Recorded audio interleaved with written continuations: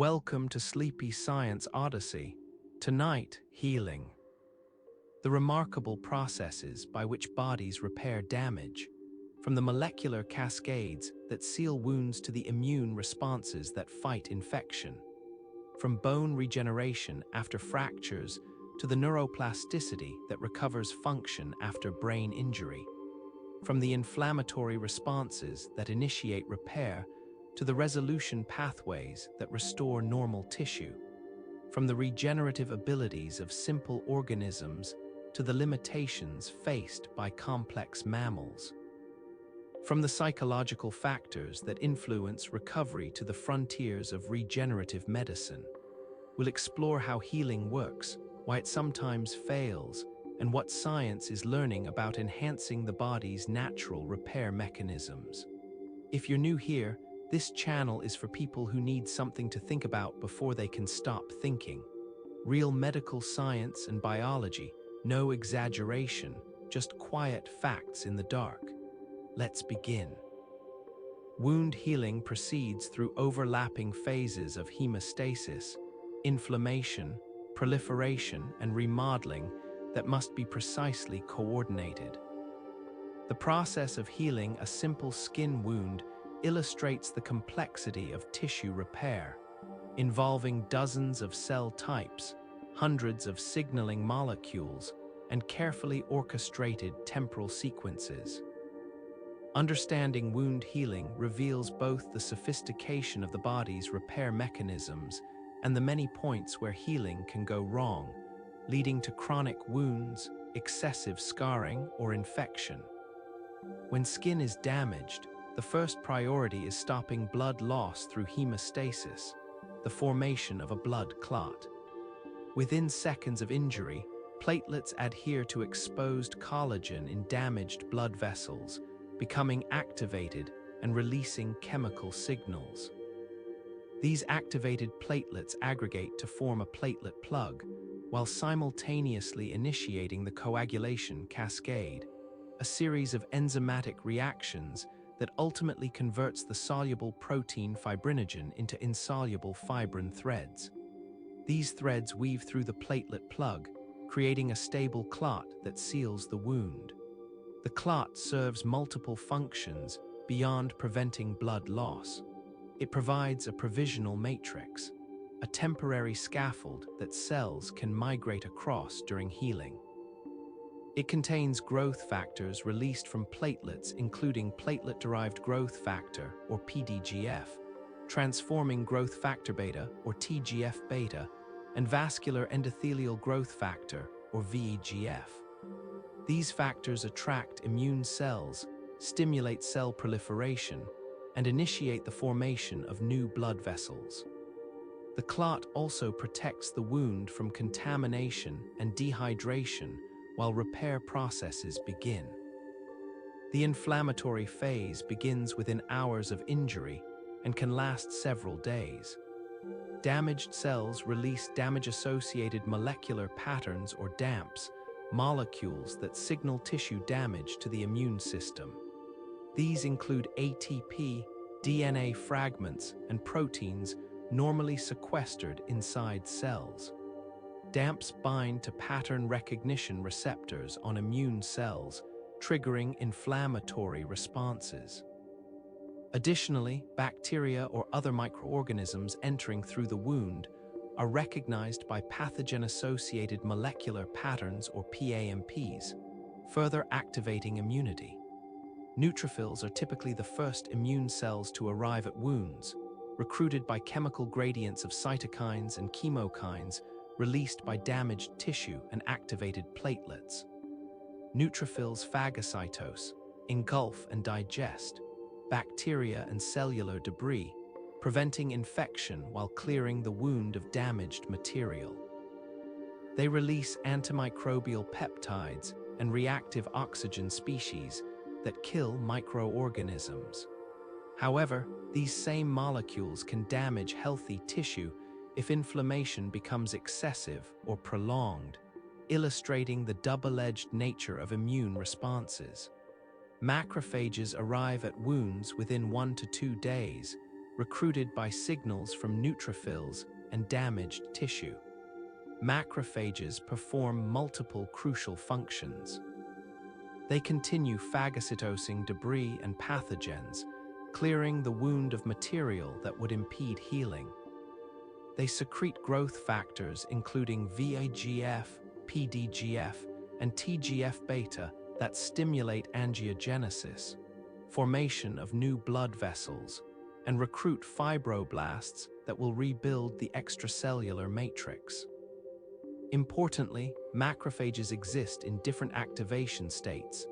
M1 macrophages promote inflammation and pathogen killing, while M2 macrophages promote resolution of inflammation and tissue repair. The transition from M1 to M2 macrophage phenotypes represents a critical switch from inflammation to repair.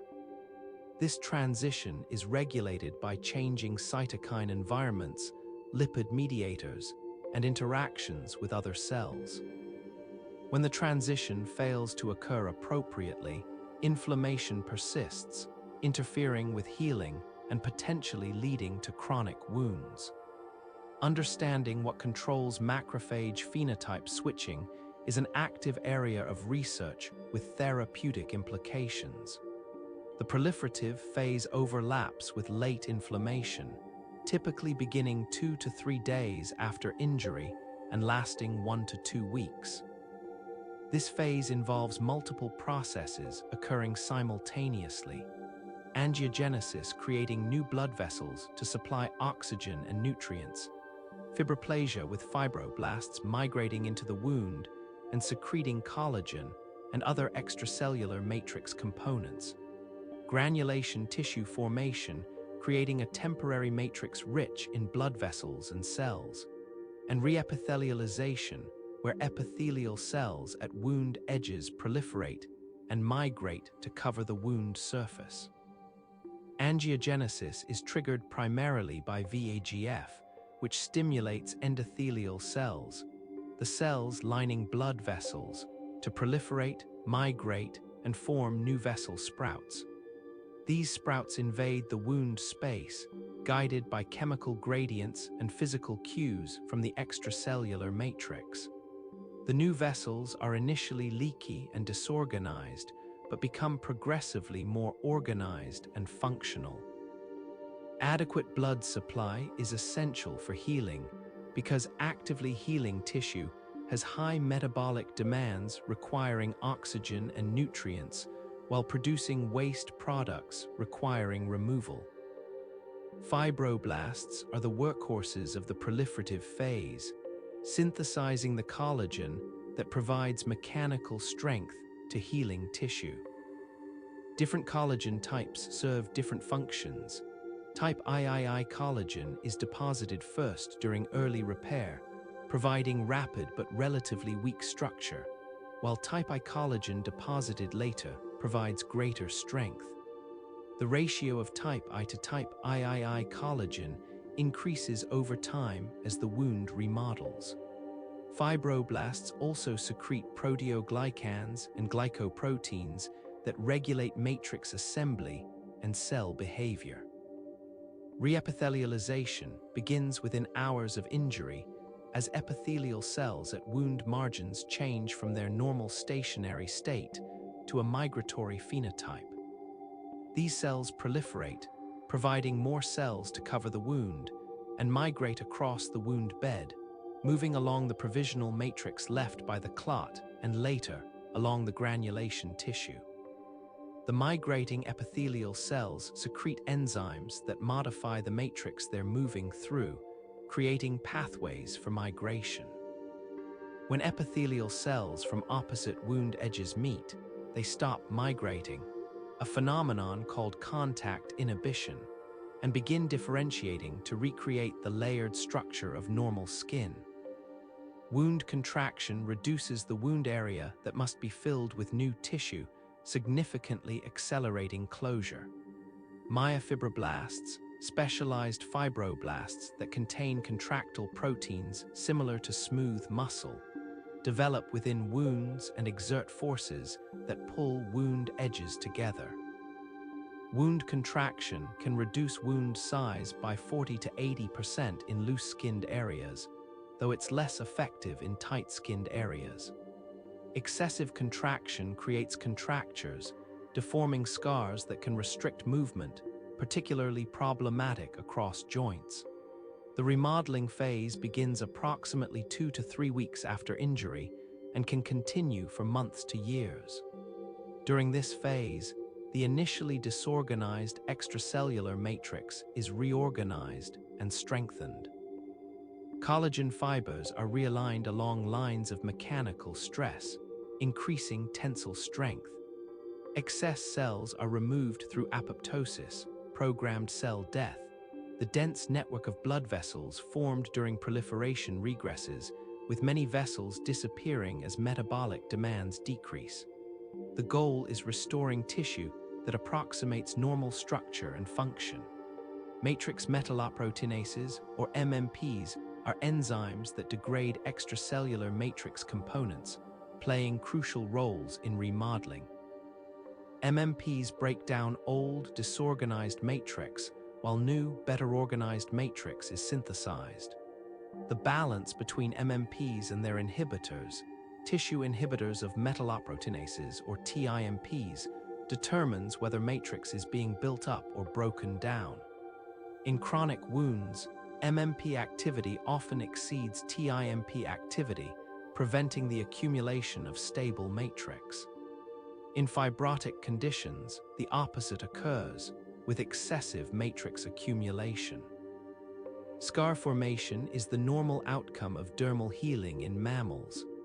Unlike regeneration, which recreates the original tissue structure, scarring produces tissue with altered structure and reduced function. Scar tissue contains predominantly type I collagen arranged in parallel bundles rather than the basket-weave pattern of normal dermis. Scars lack hair follicles, sweat glands, and sebaceous glands. They have reduced tensile strength. Even fully mature scars reach only approximately 80% of normal skin strength and different mechanical properties.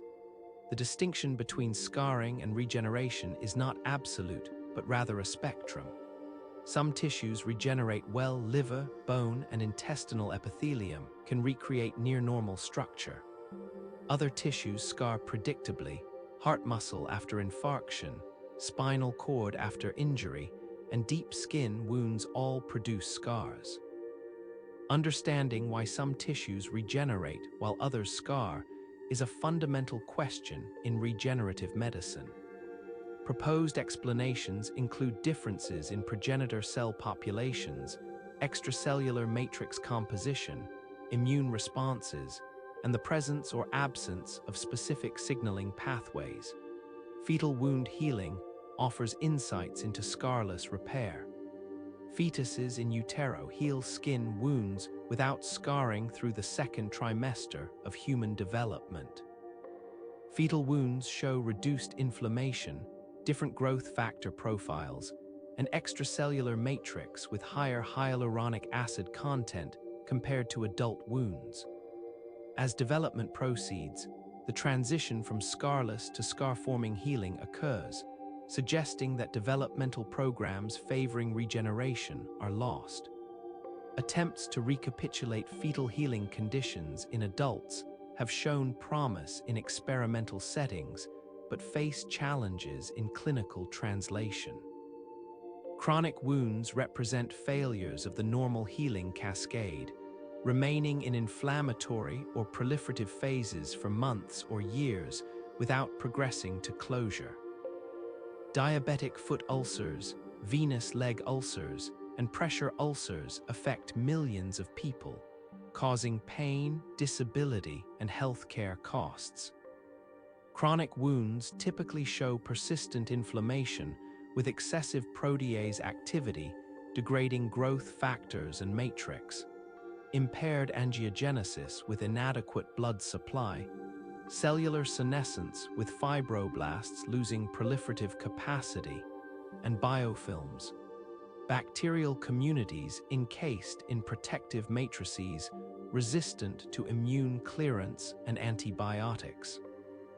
The treatment of chronic wounds requires addressing underlying pathology, improving circulation, controlling diabetes, relieving pressure, while also directly treating the wound. Advanced dressings maintain appropriate moisture, control infection, and sometimes deliver growth factors or cells. Debridement removes necrotic tissue and biofilms, resetting the wound environment. Negative pressure wound therapy applies suction that removes fluid, stimulates granulation tissue, and promotes wound contraction. Bioengineered skin substitutes provide cells and matrix components.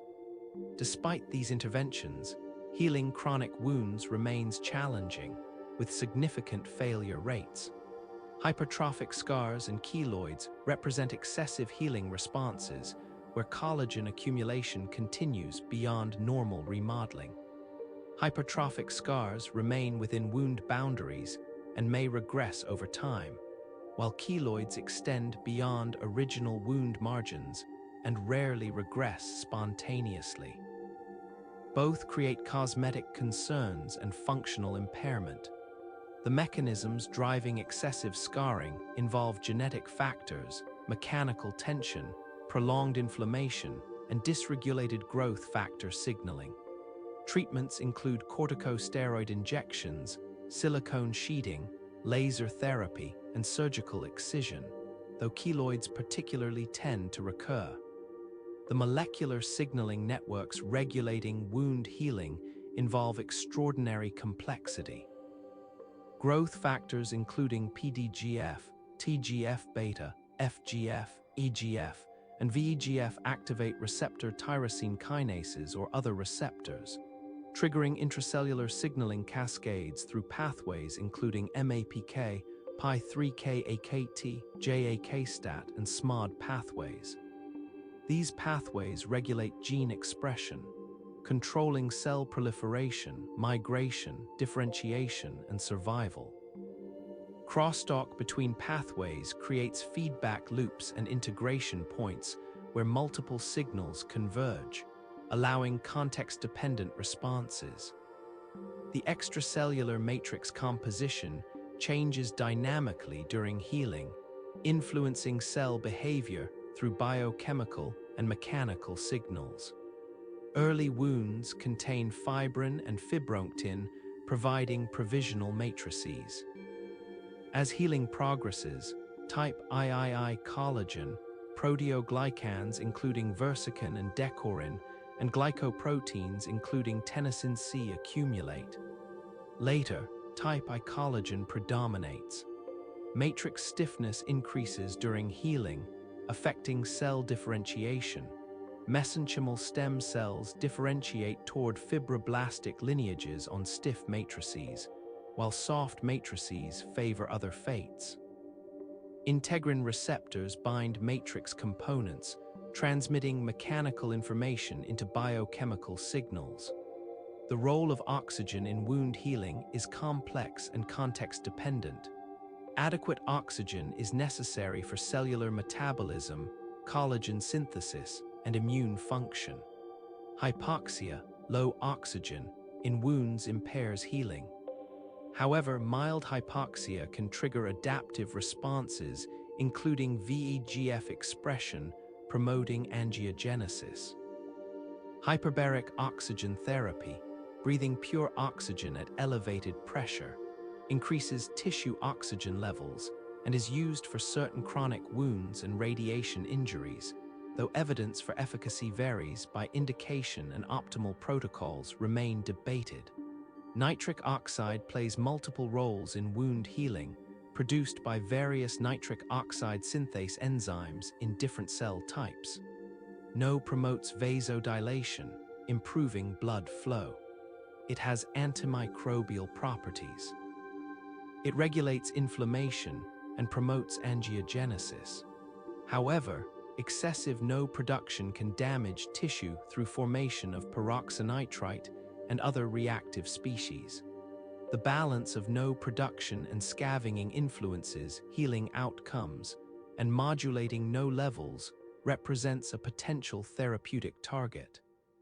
Bone healing through fracture callus formation recapitulates aspects of embryonic skeletal development. Bone possesses remarkable regenerative capacity, healing fractures through a process that recreates functional bone without leaving a permanent scar.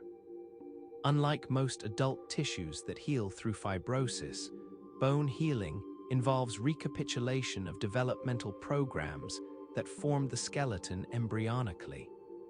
Understanding bone healing reveals sophisticated interplay between mechanical forces, cellular differentiation, and tissue remodeling. Immediately after bone fracture, bleeding from damaged blood vessels creates a hematoma, blood clot, surrounding the fracture site. This hematoma serves functions similar to the clot in skin wounds, providing a provisional matrix and releasing growth factors. However, unlike skin healing, the hematoma in bone fractures will be replaced not with scar tissue, but with new bone. The periosteum, the fibrous membrane covering bone surfaces, tears at the fracture site, and periosteal cells that normally maintain bone are activated to participate in repair. The inflammatory phase of bone healing begins within hours, with neutrophils and macrophages infiltrating the hematoma. These immune cells clear debris from damaged bone and soft tissue while secreting factors that recruit mesenchymal stem cells, multipotent cells capable of differentiating into bone, cartilage, and other connective tissues. The inflammation in bone healing is generally shorter and less intense than in skin wounds, typically resolving within several days. Excessive or prolonged inflammation impairs bone healing, just as in soft tissue wounds. Soft callus formation begins within days of fracture as mesenchymal stem cells recruited to the fracture site differentiate into chondrocytes, cartilage-forming cells. These chondrocytes secrete cartilage matrix rich in type II collagen and proteoglycans, creating a soft fibrocartilaginous callus bridging the fracture gap. This process resembles endochondral ossification, the embryonic process forming most bones, where cartilage templates are later replaced by bone. The soft callus provides mechanical stability, reducing movement at the fracture site and creating conditions favorable for bone formation. The choice between intramembranous ossification, direct bone formation, and endochondral ossification during fracture healing depends on mechanical stability and the size of the fracture gap. Rigidly stabilized fractures with minimal gaps can heal through direct bone formation without a cartilage intermediate.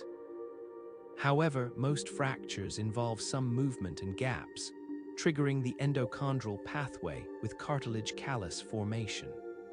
The mechanical environment profoundly influences which pathway predominates, with intermediate strain favoring cartilage formation and low strain favoring bone formation. Hard callus formation occurs as the soft cartilaginous callus is replaced by bone through a process nearly identical to embryonic endochondral ossification. Chondrocytes in the callus undergo hypertrophic differentiation, enlarging and altering their gene expression. These hypertrophic chondrocytes mineralize the surrounding cartilage matrix by depositing calcium phosphate crystals. They then undergo apoptosis, dying and leaving behind mineralized cartilage matrix. Blood vessels invade this mineralized cartilage, bringing osteoblasts, bone-forming cells, that deposit new bone on the mineralized cartilage scaffold. Vascular invasion is crucial for endochondral bone formation. VEGF secreted by hypertrophic chondrocytes attracts blood vessels, which bring oxygen, nutrients, and osteoprogenitor cells. The sprouting vessels are accompanied by osteoclasts, bone-resorbing cells, that remove mineralized cartilage while osteoblasts simultaneously deposit new bone. This coupled resorption and formation creates woven bone, an immature bone type with randomly oriented collagen fibers that forms rapidly but has inferior mechanical properties compared to mature bone. The hard callus, composed initially of woven bone, is typically much larger than the original bone diameter, creating a bulge around the fracture site. This enlarged callus provides mechanical strength despite the inferior material properties of woven bone. Strength derives from increased cross-sectional area, compensating for reduced material strength. The enlarged callus also ensures that the fracture site is bridged, even if the callus doesn't form in the most anatomically precise location. Bone remodeling transforms the large, irregular callus into mature bone, approximating the original bone geometry. This phase begins once the hard callus has provided mechanical continuity and continues for months to years. Osteoclasts resorb bone from the callus exterior, reducing its diameter while simultaneously resorbing woven bone inside the callus. Osteoblasts deposit lamellar bone, mature bone with organized collagen fibers arranged in layers, replacing woven bone. The coordinated action of osteoclasts and osteoblasts gradually reshapes the callus. Wolff's law states that bone adapts its structure to the mechanical loads placed upon it, and this principle governs fracture remodeling. Areas experiencing high stress are reinforced with additional bone, while areas experiencing low stress lose bone. Over time, this mechanoadaptive remodeling can eliminate visible evidence of the fracture, particularly in children whose growing bones have exceptional remodeling capacity. In adults, some permanent evidence of fracture often remains, though mechanical function is usually fully restored. The molecular regulation of bone healing involves orchestrated expression of hundreds of genes encoding growth factors, transcription factors, matrix proteins, and signaling molecules. Bone morphogenetic proteins, or BMPs, are particularly important, promoting mesenchymal stem cell differentiation into bone-forming lineages. BMP2 and BMP7 are approved for clinical use to enhance bone healing in certain situations, though their use is complicated by potential side effects, including excessive bone formation and possible cancer promotion. Other important factors include fibroblast growth factors, or FGFs, insulin-like growth factors, or IGFs, and parathyroid hormone-related protein, or PTHrP. Fracture healing can fail, resulting in delayed union or non-union, fractures that heal slowly or not at all. Risk factors include inadequate blood supply, infection, excessive movement, poor bone quality from osteoporosis or other conditions, smoking, certain medications including NSAIDs and corticosteroids, and systemic diseases including diabetes. Treatment of non-unions may require surgical intervention to stabilize the fracture, debride scar tissue, and potentially apply bone grafts or growth factors to stimulate healing. The role of immune cells in bone healing extends beyond simple debris clearance. Macrophages secrete factors that directly stimulate osteoblast differentiation and bone formation. T cells influence bone healing through cytokine secretion. Some T cell subsets promote healing while others impair it. The complement system, part of innate immunity, influences fracture healing, with complement activation products promoting osteoblast function. These findings reveal that bone healing is not simply a regenerative process, but is actively regulated by immune mechanisms. age affects bone healing through multiple mechanisms. Older individuals show delayed and sometimes impaired healing compared to young individuals. Contributing factors include reduced numbers and function of mesenchymal stem cells, decreased growth factor production, impaired angiogenesis, and altered immune responses. The periosteum becomes thinner and less cellular with age, reducing the pool of cells available for repair. However, even elderly individuals retain substantial capacity for bone healing, and most fractures eventually unite with appropriate treatment. Distraction osteogenesis represents a remarkable application of bone healing biology, using controlled mechanical forces to generate new bone. In this technique, a bone is surgically cut and the fragments gradually separated, distracted, at rates of approximately 1 millimeter per day. New bone forms in the expanding gap, allowing lengthening of limbs or reconstruction of bone defects. Distraction osteogenesis exploits bone's mechanosensitivity, with the applied tension stimulating bone formation. The technique is used to correct limb length discrepancies, lengthen bones in dwarfism, and reconstruct jaws. The relationship between bone healing and bone development extends to molecular pathways. Many of the same signaling systems active during embryonic skeletogenesis, including WNT, hedgehog, Notch, and BMP pathways, are reactivated during fracture healing.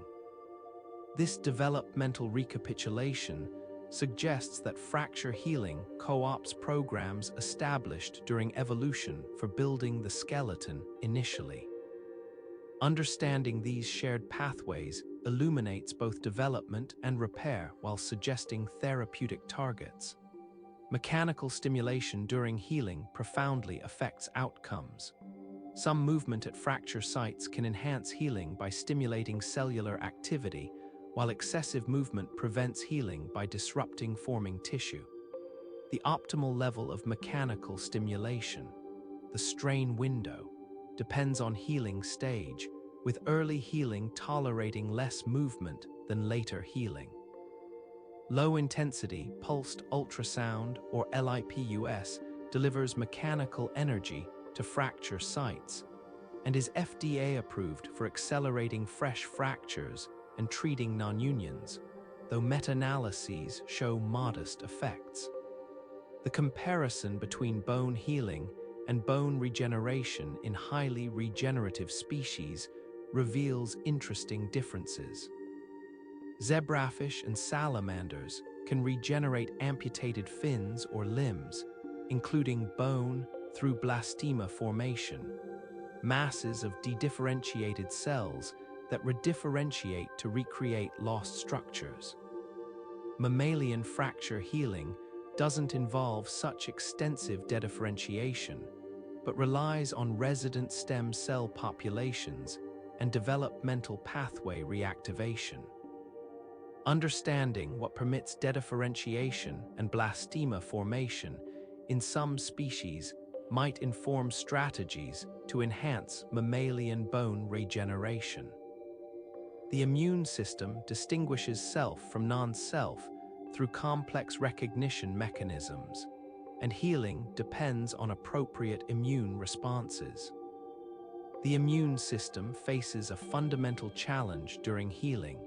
It must eliminate pathogens and damaged tissue while avoiding excessive damage to healthy tissue and eventually resolving inflammation to allow repair.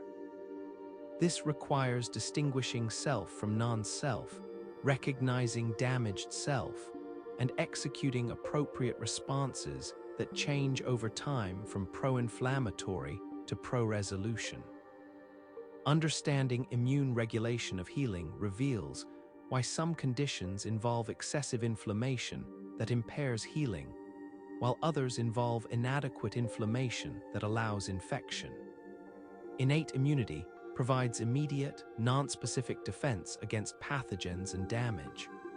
pattern recognition receptors or PRRs, including toll-like receptors or TLRs, nod-like receptors, and other receptor families recognize conserved molecular patterns associated with pathogens or damage. Different PRRs recognize different patterns. TLR4 recognizes bacterial lipopolysaccharide, TLR3 recognizes viral double-stranded RNA, and certain receptors recognize extracellular DNA or ATP released from damaged cells. This recognition triggers inflammatory responses, including cytokine production, chemokine secretion to recruit other immune cells, and upregulation of co-stimulatory molecules. The inflammasome represents a key component of innate immunity relevant to healing. Inflammasomes are multi-protein complexes that form in response to various danger signals, including pathogens, crystals like uric acid or cholesterol, and cellular stress. Once assembled, inflammasomes activate caspase-1, which cleaves pro-IL-1 beta and pro-IL-18 into their active forms. These cytokines are highly pro-inflammatory, recruiting immune cells and activating multiple inflammatory pathways. Inflammasome activation contributes to protective immunity against infections, but also contributes to sterile inflammation in conditions like gout, atherosclerosis, and certain forms of tissue injury. Adaptive immunity provides specific, targeted responses against particular pathogens, with memory allowing enhanced responses upon re-exposure. T cells and B cells are the primary mediators of adaptive immunity. B cells produce antibodies that bind specific antigens, molecules recognized as foreign, neutralizing pathogens, and marking them for destruction. T cells come in several varieties. CD8+ cytotoxic T cells kill infected cells. CD4+ helper T cells coordinate immune responses by secreting cytokines, and regulatory T cells or TREGs suppress immune responses to prevent excessive inflammation and autoimmunity. The role of adaptive immunity in healing is complex and context-dependent. In infections, adaptive immunity provides pathogen-specific clearance that protects healing tissue from persistent infection. However, in sterile injuries without infection, adaptive immune responses can sometimes impair healing. Certain autoimmune conditions demonstrate pathological adaptive immune responses. In multiple sclerosis, T cells attack myelin in the nervous system. In type 1 diabetes, T cells destroy insulin-producing beta cells. In rheumatoid arthritis, immune responses attack joint tissues, interfering with normal repair. Regulatory T cells or TREGs play crucial roles in controlling inflammation and promoting healing.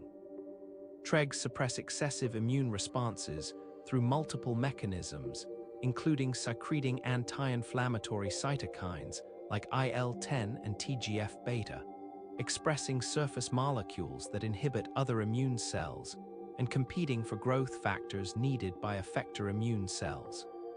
In healing wounds, TREGs accumulate and promote the transition from inflammation to repair. Mice lacking TREGs show impaired wound healing with excessive inflammation. Enhancing TREG function represents a potential therapeutic strategy for inflammatory diseases and impaired healing. The complement system consists of approximately 30 proteins that interact in cascades to recognize and eliminate pathogens, promote inflammation, and clear cellular debris. Complement can be activated through 3 pathways: the classical pathway triggered by antibodies, the alternative pathway triggered by microbial surfaces, and the lectin pathway triggered by certain carbohydrates on pathogens. All pathways converge on formation of the membrane attack complex or MAC, which creates pores in target cell membranes. Complement also generates fragments that recruit immune cells, enhance phagocytosis, and promote inflammation. Dysregulated complement activation contributes to tissue damage in multiple conditions. In ischemia-reperfusion injury, damage that occurs when blood flow returns to oxygen-deprived tissue, complement activation exacerbates injury. In autoimmune diseases, complement attacks self-tissues. Hereditary angioedema results from deficiency of complement inhibitors, causing episodic swelling. Age-related macular degeneration involves complement-mediated damage to the retina. Understanding complement's role in pathology has led to therapeutic complement inhibitors, now approved for several diseases. Resolution of inflammation is an active process involving specialized pro-resolving mediators, or SPMs, derived from omega-3 fatty acids. Lipixins, resolvins, protectins, and mersins promote resolution through multiple mechanisms, including stopping neutrophil recruitment, enhancing macrophage phagocytosis of apoptotic cells, a process called efferocytosis, promoting macrophage phenotype switching from M1 to M2 and reducing pro-inflammatory mediator production.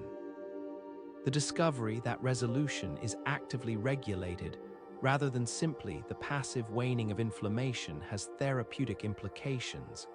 Enhancing resolution might treat inflammatory diseases more effectively than simply blocking inflammation. Efferocytosis, the phagocytosis of apoptotic cells by macrophages, is crucial for healing. Dying cells must be removed efficiently to prevent secondary necrosis, where cell membranes rupture, releasing inflammatory contents. Apoptotic cells express "eat me" signals on their surfaces, recognized by receptors on macrophages. Engulfment of apoptotic cells triggers anti-inflammatory and pro-resolving programs in macrophages, actively promoting resolution. Impaired efferocytosis contributes to chronic inflammation and impaired healing in various conditions. Immune memory traditionally refers to faster, stronger adaptive immune responses upon pathogen re-exposure. However, innate immune memory, also called trained immunity, has been discovered, where innate immune cells exposed to stimuli show altered responses to subsequent challenges. This can be beneficial, enhancing resistance to infections, or detrimental, exacerbating inflammatory diseases. The mechanisms involve epigenetic modifications and metabolic reprogramming that persist for weeks to months, altering how cells respond to new stimuli. The hygiene hypothesis proposes that reduced exposure to infections and microbes in modern developed societies impairs immune system development, contributing to increased allergies, autoimmune diseases, and inflammatory conditions. Supporting evidence includes higher rates of these conditions in developed countries, protective effects of farm exposure during childhood, and altered microbiome composition in affected individuals. The hypothesis suggests that proper immune system calibration requires microbial exposure during critical developmental windows. However, the hypothesis is complex and still debated, with many mechanistic questions unresolved. The microbiome, the community of microorganisms living in and on the body, profoundly influences immunity and healing. Gut microbes train the immune system, produce metabolites that affect immune function, compete with pathogens, and maintain barrier integrity. Dysbiosis, altered microbiome composition, is associated with impaired healing, increased infection risk, and various inflammatory conditions. The skin microbiome influences wound healing, with certain commensal bacteria enhancing healing while others impair it. Understanding microbiome-immune interactions offers therapeutic opportunities through probiotics, prebiotics, or fecal microbiota transplantation. Immunosenescence, age-related decline in immune function, contributes to impaired healing in older adults. Changes include thymic involution, reducing new T-cell production, accumulation of senescent immune cells with altered function, chronic low-grade inflammation called inflammaging, reduced response to vaccines, and increased susceptibility to infections. These changes partly explain why older adults experience slower healing, higher infection rates, and increased complications from surgery and injury. Strategies to rejuvenate aging immune systems are being explored, including exercise, caloric restriction, and pharmaceutical interventions. The relationship between nutrition and immune function during healing is substantial. Protein deficiency impairs wound healing by limiting substrate for collagen synthesis and immune cell production. Vitamin C deficiency causes scurvy, characterized by impaired collagen cross-linking and defective wound healing. Vitamin A deficiency impairs epithelialization and immune function. Zinc deficiency reduces wound healing rates. Arginine, an amino acid, is a precursor for nitric oxide and is conditionally essential during healing. Nutritional optimization is a crucial but often overlooked component of healing support. The interplay between coagulation and inflammation, thromboinflammation, has gained recognition as an important aspect of healing and pathology. Platelets don't just form clots, but secrete numerous inflammatory mediators and interact with immune cells. Neutrophils can form neutrophil extracellular traps or nets, web-like structures of DNA and proteins that trap pathogens but also promote thrombosis and inflammation. Thrombin, the key enzyme in coagulation, also activates protease-activated receptors that trigger inflammation. These interconnections mean that dysregulated coagulation can drive pathological inflammation and vice versa. Mast cells are tissue-resident immune cells best known for allergic reactions, but also important in wound healing. Mast cells degranulate, releasing histamine and other mediators in response to tissue injury, promoting vasodilation and vascular permeability. They also release growth factors, including VEGF and proteases that remodel matrix. Mast cell-deficient mice show impaired wound healing, though excessive mast cell activation can also impair healing. The dual roles illustrate that optimal healing requires balanced immune responses, neither deficient nor excessive. Dendritic cells serve as bridges between innate and adaptive immunity, capturing antigens and presenting them to T cells to initiate adaptive responses. In healing wounds, dendritic cells can take up antigens from damaged tissue or invading pathogens and traffic to lymph nodes to activate T cells. They also secrete cytokines that shape the developing immune response toward different effector types. Dendritic cell dysfunction can lead to inadequate pathogen clearance or inappropriate immune activation against self-antigens. Liver regeneration demonstrates remarkable capacity for organ restoration, but operates through compensatory hyperplasia rather than true regeneration. The liver's regenerative capacity has been recognized since ancient mythology. The Greek tale of Prometheus, whose liver regrew daily after being eaten by an eagle, reflects observations of liver repair.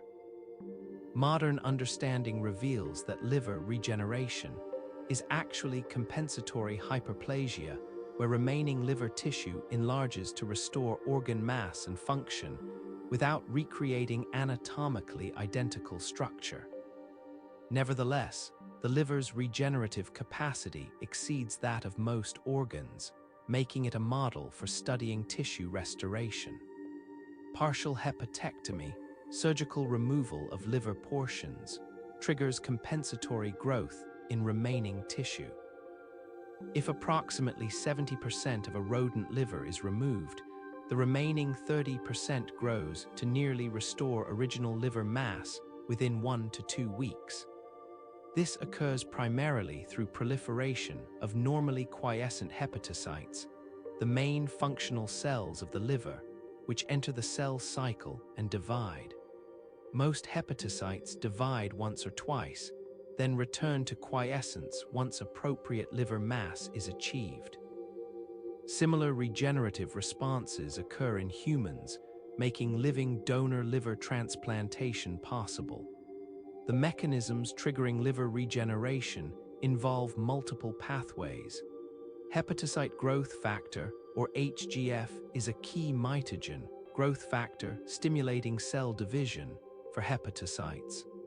HGF is secreted by hepatic stellate cells and other cells in response to partial hepatectomy. Binding of HGF to its receptor met on hepatocytes activates signaling cascades, including the MAPK and Pi3K pathways that promote cell cycle entry and progression. HGF also protects hepatocytes from apoptosis and enhances their metabolic functions. Cytokines including IL-6 and TNF-alpha, typically associated with inflammation, play crucial roles in initiating liver regeneration. Within minutes to hours after partial hepatectomy, these cytokines are secreted by Kupffer cells, liver-resident macrophages, and other cells. IL-6 activates STAT3 signaling in hepatocytes, which is essential for cell cycle progression. TNF-alpha activates NF-kappa B signaling, which protects cells from apoptosis and promotes proliferation. The requirement for these pro-inflammatory cytokines demonstrates that regeneration and inflammation are not entirely separate processes, but can be integrated. Metabolic changes drive liver regeneration. After partial hepatectomy, the remaining liver tissue must maintain metabolic functions that previously required the full organ. This metabolic burden appears to provide signals for regeneration. Changes in nutrient levels, energy status, and metabolite concentrations are detected by hepatocytes and trigger growth responses.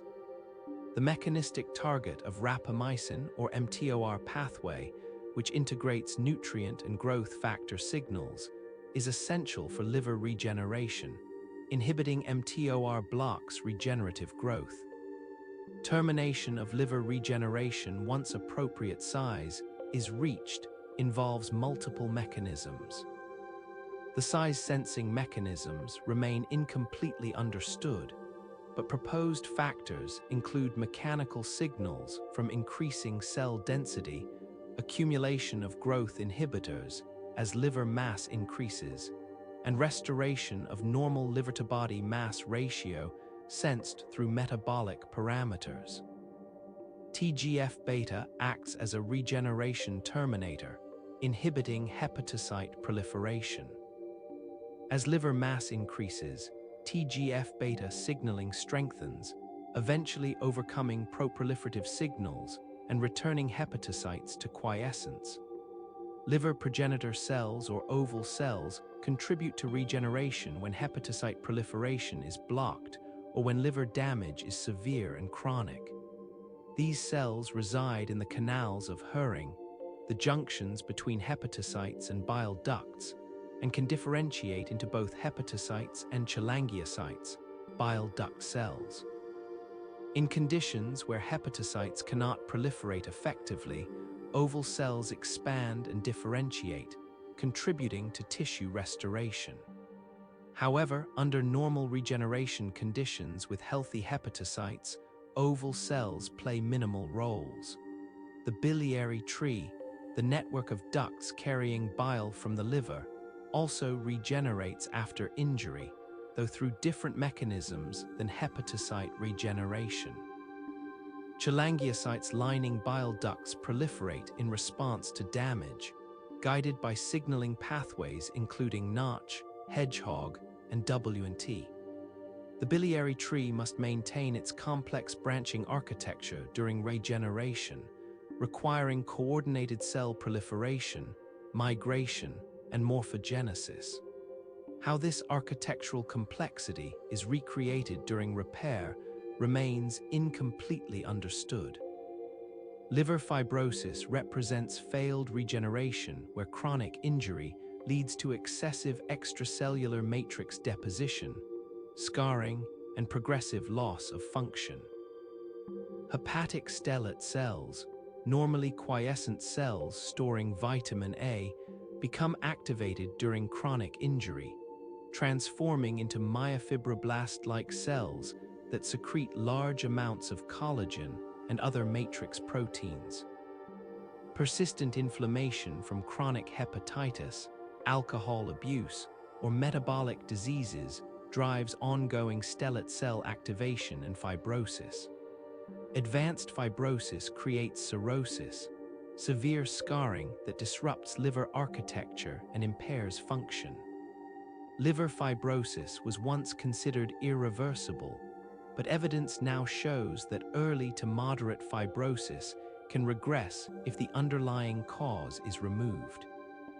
This regression involves matrix metalloproteinases breaking down excess collagen, apoptosis of activated stellate cells, and gradual restoration of more normal architecture.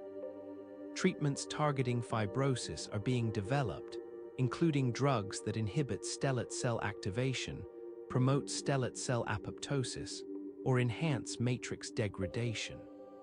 However, advanced cirrhosis remains largely irreversible, and liver transplantation may be the only option. The relationship between regeneration and cancer is complex. Regenerative proliferation increases cancer risk because proliferating cells have more opportunity to acquire mutations. Chronic liver injury with ongoing regeneration significantly increases hepatocellular carcinoma risk. However, regeneration also includes tumor-suppressive mechanisms. Cells with DNA damage are eliminated through apoptosis or senescence. The balance between regeneration-enabling proliferation and tumor-suppressive quality control determines cancer risk. Liver zonation, the spatial organization of metabolic functions along the hepatic sinusoids from the portal triad to the central vein, must be recreated during regeneration. Different hepatocytes in different zones express different metabolic enzymes and perform different functions. How hepatocytes regenerating in one zone adopt the appropriate zonal identity remains an active research question. W&T signaling gradients appear important for establishing zonation, with high W&T near central veins specifying certain metabolic fates.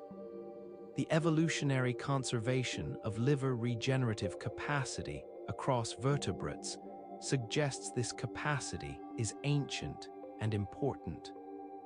Fish, amphibians, reptiles, birds, and mammals all show liver regeneration, though the mechanisms may vary. Zebrafish liver regenerates extremely well, with near-perfect restoration of architecture even after extensive injury. Comparative studies across species are revealing conserved core mechanisms and species-specific variations, informing efforts to enhance human liver regeneration or adapt regenerative strategies from highly regenerative species. The molecular timeline of liver regeneration has been mapped through transcriptomic and proteomic studies. Immediately after hepatectomy, hundreds of genes are upregulated, including immediate early genes like CFOS and CJUN. Within hours, cell cycle genes are activated. At 24 to 48 hours, peak proliferation occurs with maximal expression of cyclins and proliferation markers. by 72 hours, proliferation slows and differentiation markers increase.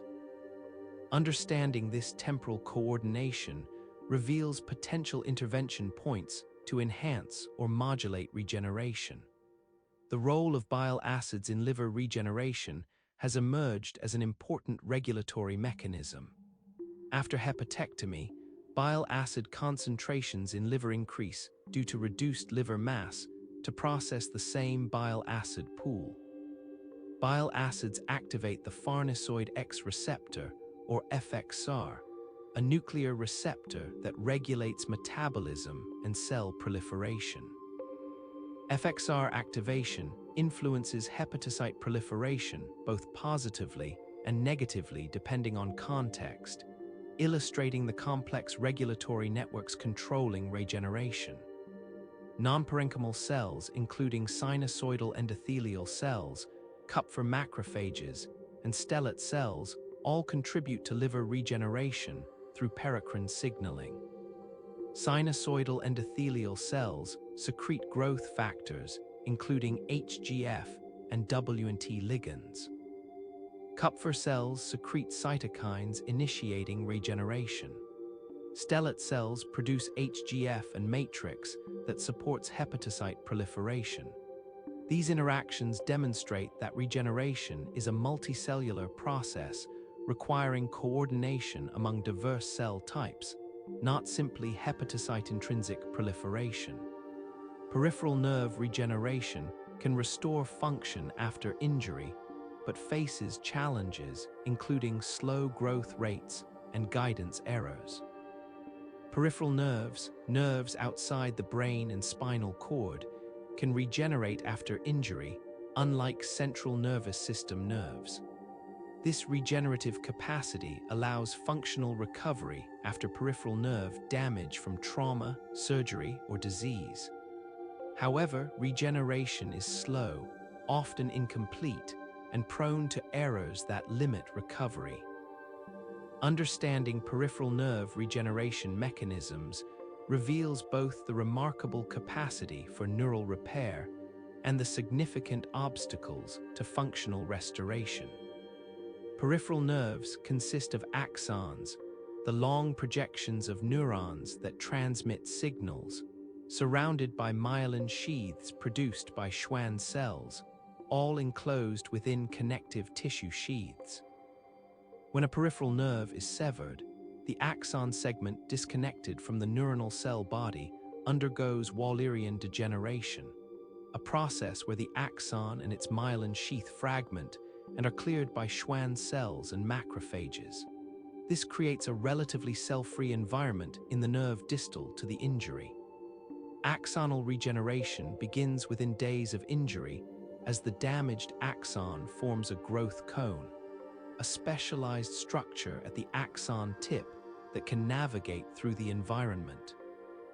The growth cone contains filopodia, finger-like extensions, that probe the surroundings, sensing guidance cues that direct growth toward the target.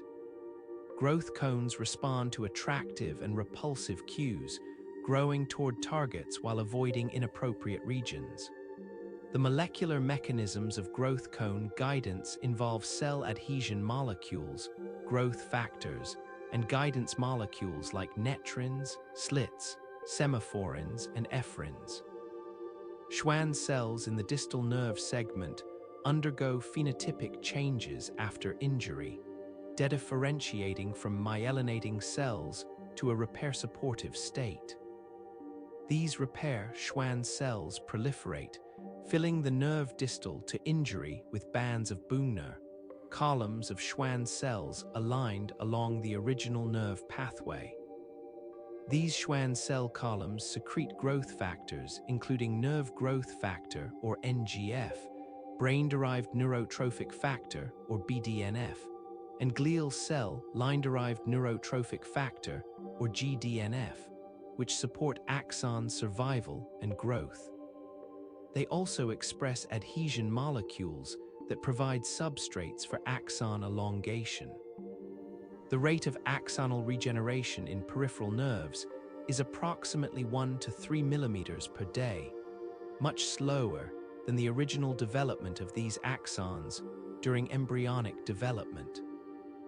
This slow rate reflects multiple factors, including the hostile environment of injured tissue, the limited capacity of adult neurons to sustain rapid axon growth, and the need for growth cones to navigate through complex environments.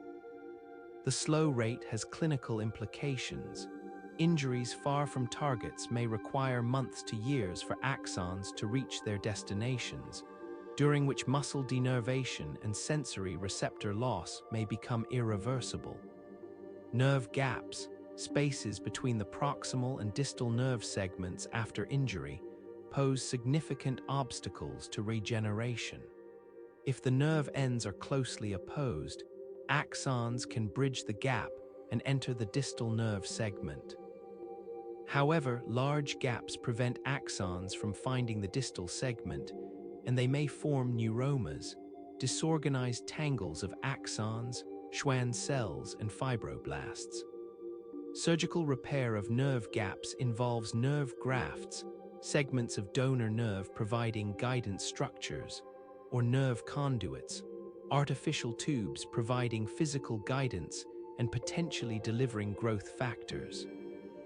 Target reinnervation, axons reaching and reconnecting with appropriate targets, is crucial for functional recovery, but is often incomplete.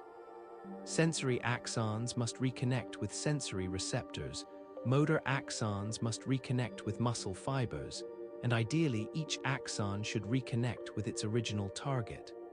However, regenerating axons often make errors, with sensory axons innervating wrong receptors or motor axons innervating wrong muscles. These misconnections cause abnormal sensations, poor motor control, and reduced functional recovery. The molecular mechanisms determining which axons connect to which targets involve complementary expression of cell surface molecules on axons and targets. F receptors on axons bind ephrin ligands on targets, and different combinations of F-ephrin pairs help match axons to appropriate targets. However, this molecular matching is imperfect, particularly during regeneration when many guidance cues may be disrupted. Improving target selectivity during regeneration remains a major challenge for enhancing functional recovery. Muscle reinnervation must occur within certain time windows to preserve muscle function. Denervated muscles undergo progressive atrophy, loss of mass, and contractile function. Initially, this atrophy is reversible if reinnervation occurs within several months to a year. However, prolonged denervation causes irreversible changes, including muscle fiber death, replacement with connective tissue, and changes in remaining muscle fibers that make them resistant to reinnervation. This creates pressure to accelerate nerve regeneration or find alternative treatments for long gap injuries. Neuromuscular junction reformation, the reconnection between motor axons and muscle fibers, involves complex molecular interactions. The original neuromuscular junctions degenerate after denervation, but the basal lamina, extracellular matrix structure, remains and contains molecules guiding junction reformation. Regenerating motor axons that contact this basal lamina trigger new junction assembly through signals including agrin, which is secreted by axons and activates receptors on muscle fibers. New neuromuscular junctions can form, but they may not achieve the same precise structure and function as original junctions. Sensory receptor reinnervation also determines functional recovery. Different sensory axon types innervate different receptors. Some innervate Meissner's corpuscles for light touch, others innervate Pacinian corpuscles for vibration, others innervate free nerve endings for pain and temperature. Ideally, Each axon type would reinnervate its appropriate receptor type, but errors are common. These errors contribute to altered sensory perception after peripheral nerve injury, including reduced tactile discrimination, abnormal pain sensations, and poor temperature sensitivity. Neuropathic pain, chronic pain resulting from nerve injury, affects many patients after peripheral nerve damage.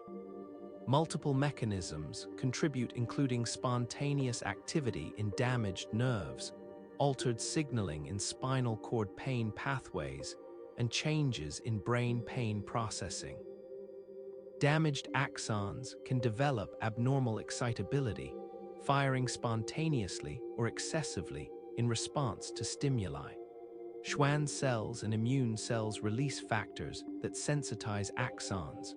Central sensitization occurs where spinal cord neurons become hyperresponsive to input.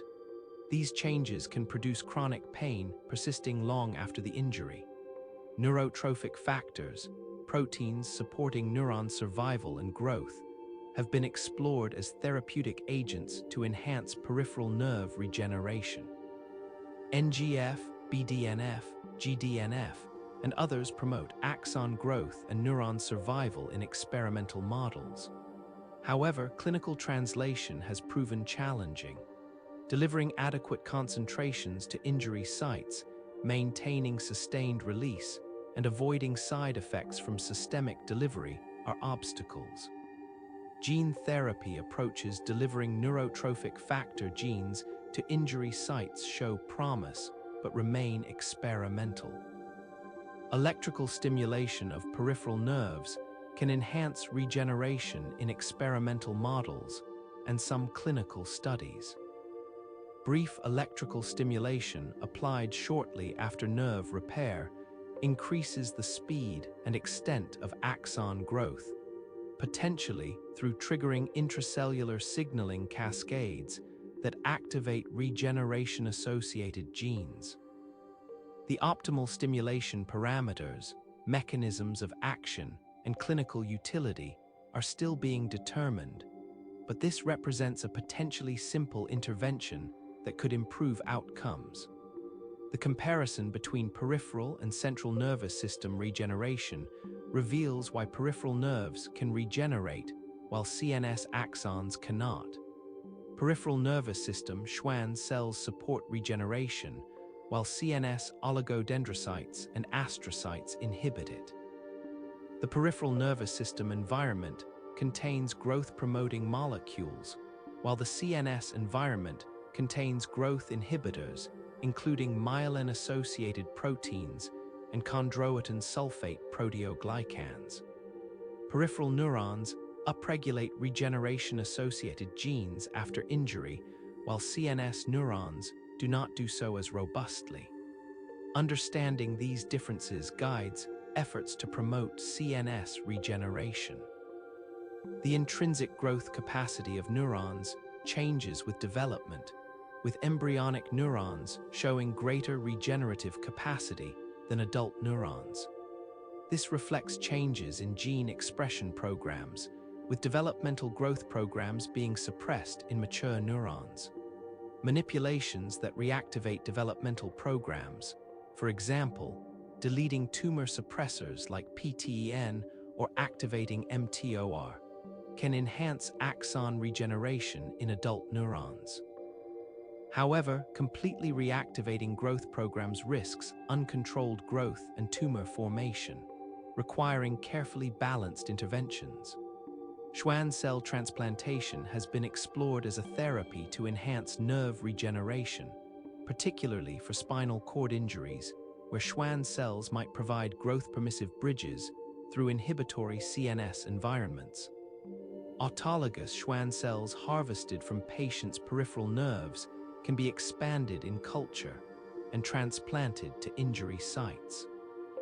Clinical trials have shown safety and some functional improvements, though outcomes are variable. Schwann cells provide trophic support, remyelinate axons, and create favorable environments, but whether they enable sufficient axonal regeneration for meaningful functional recovery remains uncertain. The role of non-neuronal cells in nerve regeneration extends beyond Schwann cells to include fibroblasts, endothelial cells, and immune cells within nerve. Fibroblasts secrete matrix proteins and growth factors. Endothelial cells provide vascular support essential for regeneration. Macrophages clear debris during Wallerian degeneration and secrete factors influencing regeneration.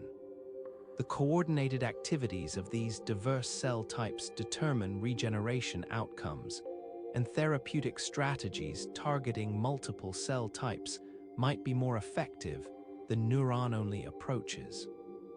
The brain exhibits limited structural repair, but substantial functional plasticity, allowing recovery after injury.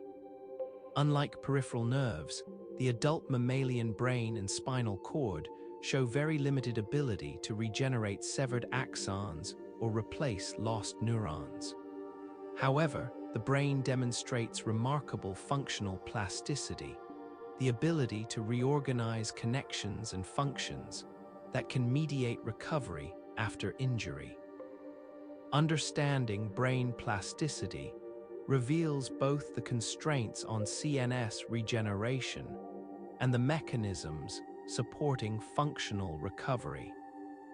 Neurogenesis, the birth of new neurons, was long believed to cease in the adult mammalian brain, but research over the past several decades has established that neurogenesis continues in two regions. The subventricular zone lining the lateral ventricles, which produces neurons that migrate to the olfactory bulb, and the dentate gyrus of the hippocampus, which integrates new neurons into circuits involved in learning and memory.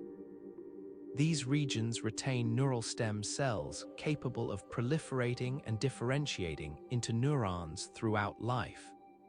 Hippocampal neurogenesis contributes to learning, memory, and mood regulation. New neurons integrate into existing hippocampal circuits, forming connections with existing neurons and modulating circuit function. Manipulations that increase neurogenesis, such as exercise, environmental enrichment, and certain antidepressants, improve performance on hippocampus-dependent memory tasks. Conversely, blocking neurogenesis impairs certain forms of learning and reduces antidepressant efficacy, suggesting new neurons are functionally important. The limited nature of adult neurogenesis means that lost neurons are typically not replaced after brain injury, stroke, or neurodegenerative disease. The hippocampus and subventricular zone are exceptions, but most brain regions, including the cortex, which mediates higher cognitive functions, show no significant neuron replacement. This contrasts sharply with highly regenerative organisms like zebrafish, which can regenerate entire brain regions after injury. Understanding why mammalian brains lost this regenerative capacity during evolution is an active research question.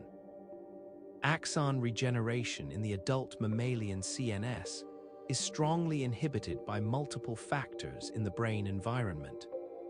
Myelin-associated inhibitors including NOGO, myelin-associated glycoprotein or MAG, and oligodendrocyte myelin glycoprotein or OMGP bind to receptors on axons, activating intracellular signaling that collapses growth cones and prevents axon elongation. Chondroitin sulfate proteoglycans in the glial scar, the cellular and molecular barrier that forms after CNS injury, create physical and chemical barriers to axon growth.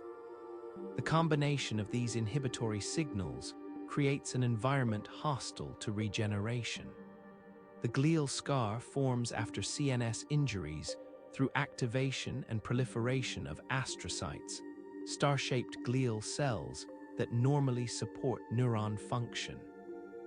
Reactive astrocytes extend processes that interweave to create a dense cellular barrier around the injury site.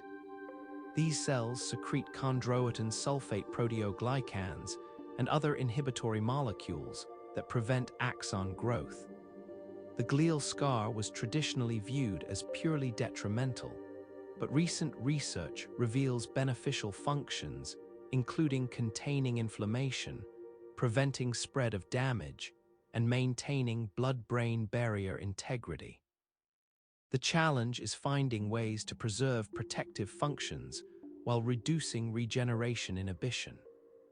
Therapeutic strategies to promote CNS axon regeneration include blocking inhibitory signals, degrading inhibitory molecules, and activating intrinsic growth programs in neurons.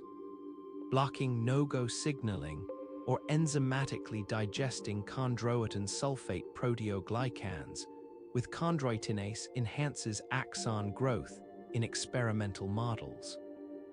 Activating mTOR or other growth-promoting pathways in neurons increases their intrinsic growth capacity. Combining these approaches produces greater effects than single interventions, suggesting successful regeneration will require multi-pronged strategies addressing multiple obstacles. Synaptic plasticity, the ability of connections between neurons to strengthen or weaken, is the primary mechanism supporting learning, memory, and recovery after brain injury. Long-term potentiation, or LTP, refers to lasting strengthening of synapses following high-frequency stimulation, while long-term depression, or LTD, refers to lasting weakening. These processes involve changes in receptor number and sensitivity, neurotransmitter release, and even structural changes in synapse size and shape. They allow neural circuits to modify their function based on activity patterns. Hebbian plasticity, often summarized as neurons that fire together wire together, describes how coincident activity in pre- and postsynaptic neurons strengthens their connection. This activity-dependent strengthening allows neural circuits to encode associations and patterns. After brain injury, Hebbian plasticity contributes to recovery by strengthening alternative pathways that can compensate for damaged circuits.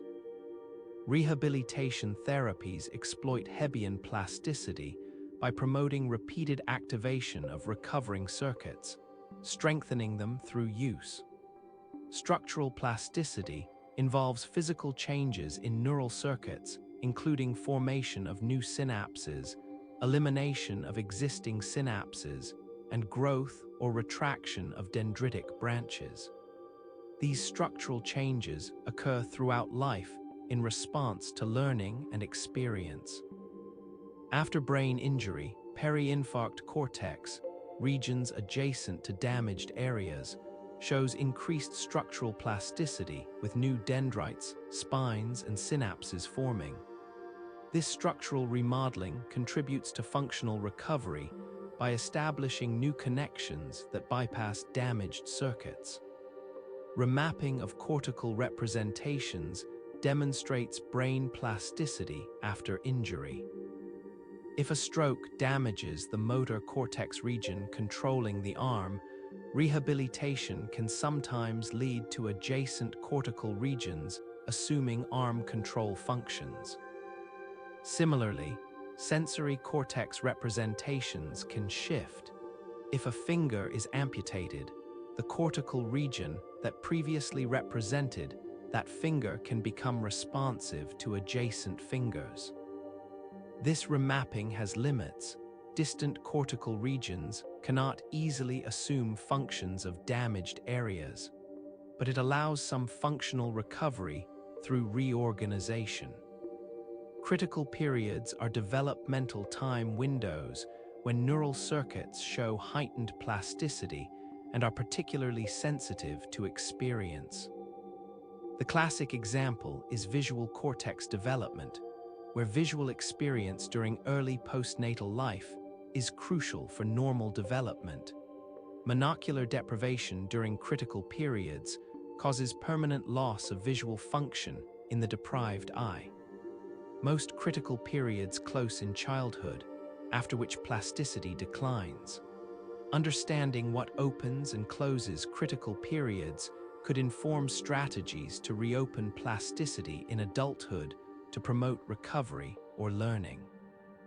The molecular brakes on plasticity that constrain adult circuit reorganization include perineuronal nets, specialized extracellular matrix structures surrounding certain neurons that limit synaptic remodeling.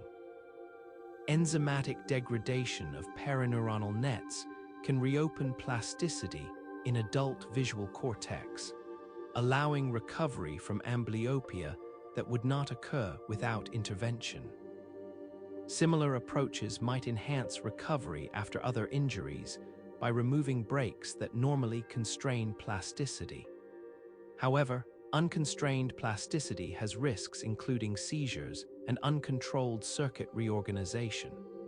Diaskesis refers to reduced function in brain regions connected to but remote from the site of injury.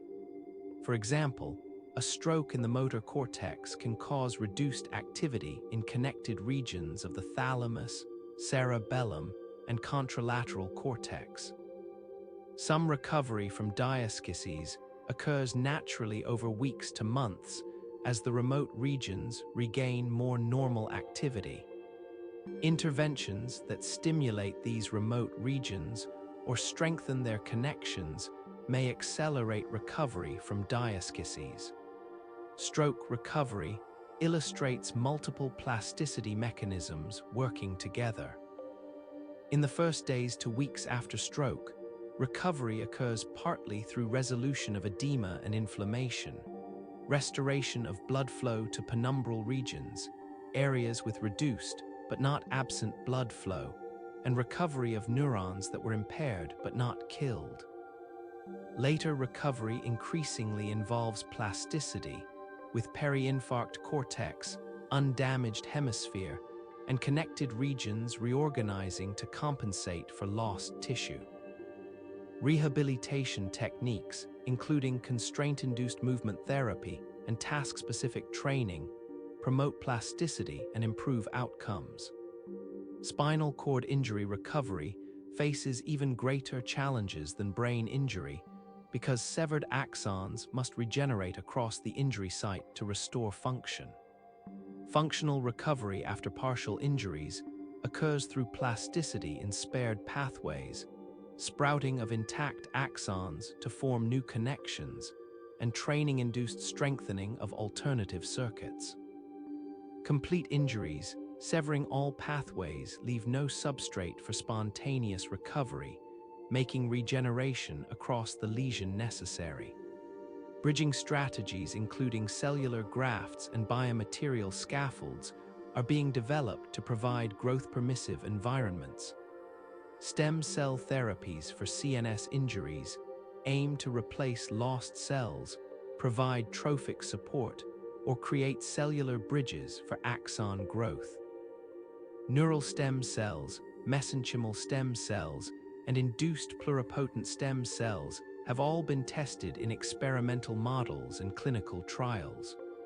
Results have been mixed, with some studies showing functional benefits while others find minimal effects.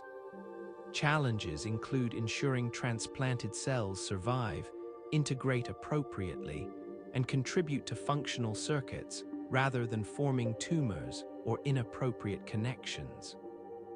The role of experience and training in promoting recovery after brain injury cannot be overstated. Spontaneous recovery plateaus within months, but continued intensive task-specific training can drive additional recovery through plasticity mechanisms. Constraint-induced movement therapy for stroke, restricting the unaffected limb while intensively training the affected limb, produces greater recovery than conventional therapy. Robotically assisted training provides high-intensity repetitive practice. Virtual reality systems engage patients in motivating tasks while providing intensive practice. These approaches harness plasticity by providing the repetition needed to strengthen recovering circuits.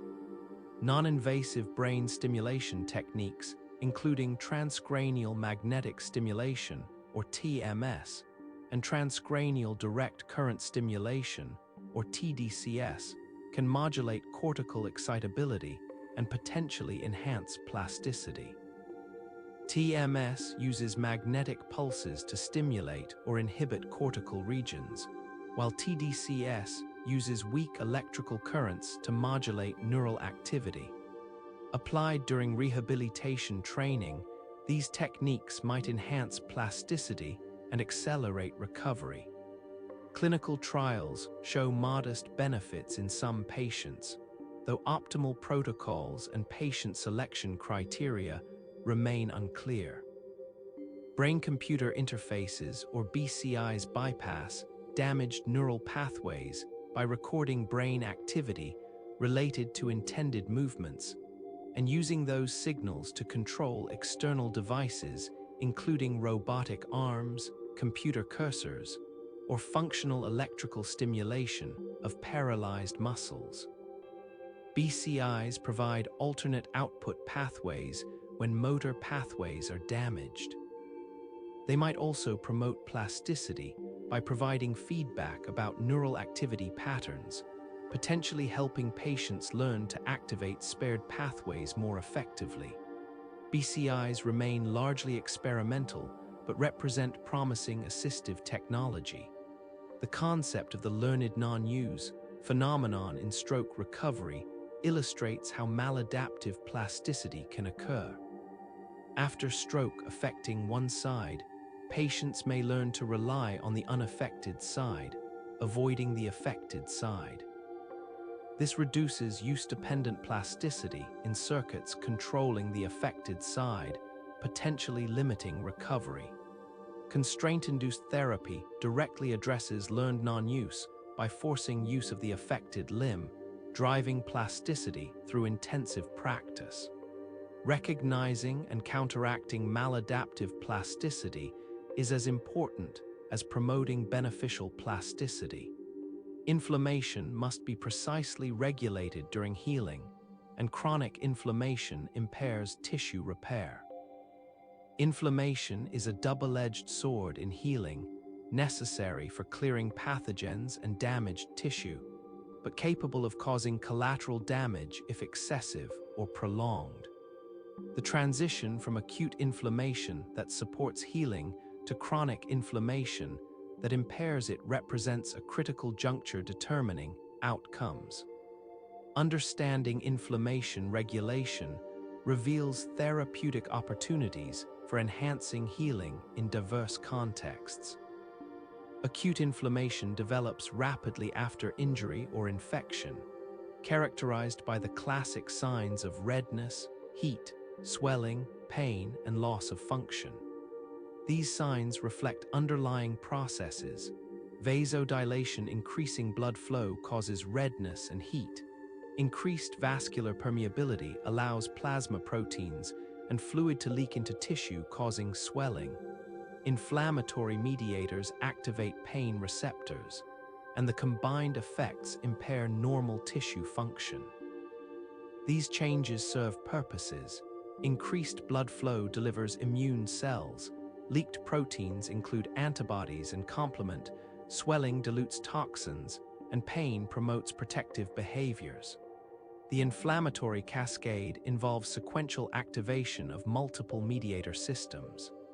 Histamine released from mast cells causes immediate vasodilation and increased permeability.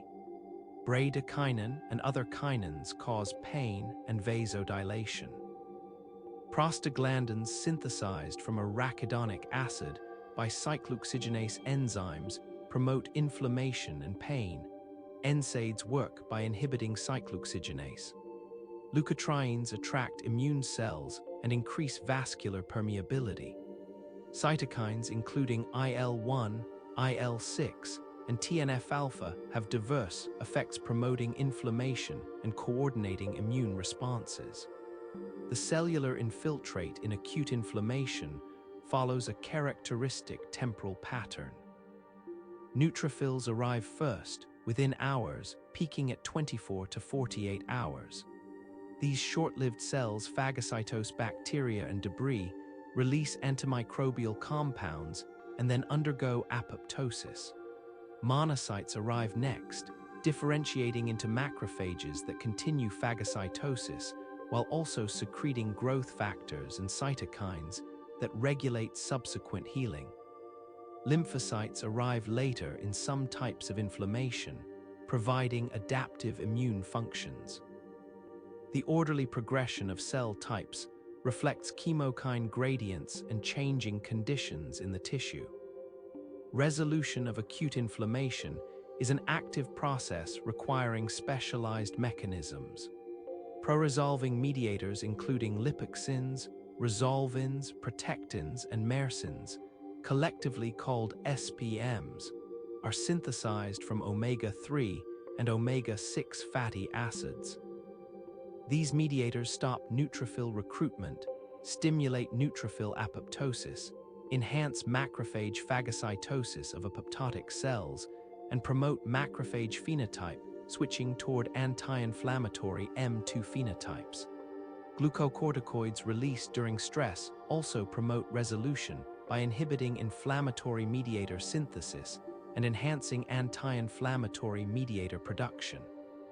Efferocytosis, the removal of apoptotic cells by phagocytes, is crucial for inflammation resolution.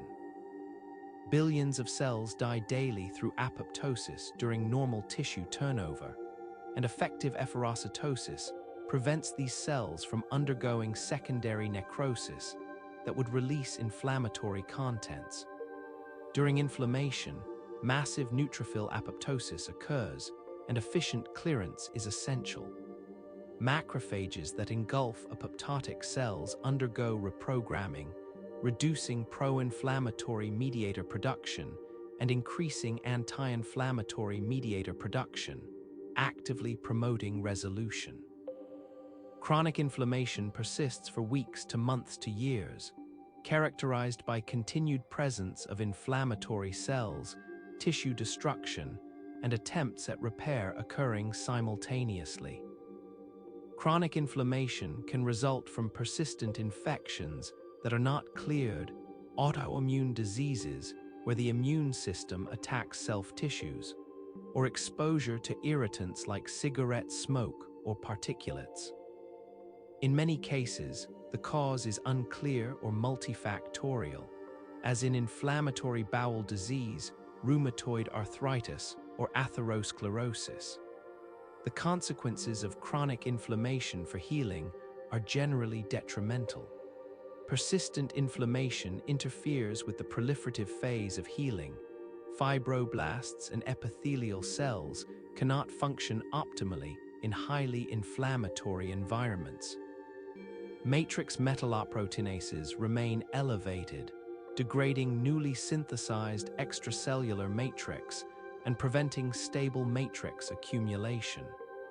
Growth factors are degraded by inflammatory proteases.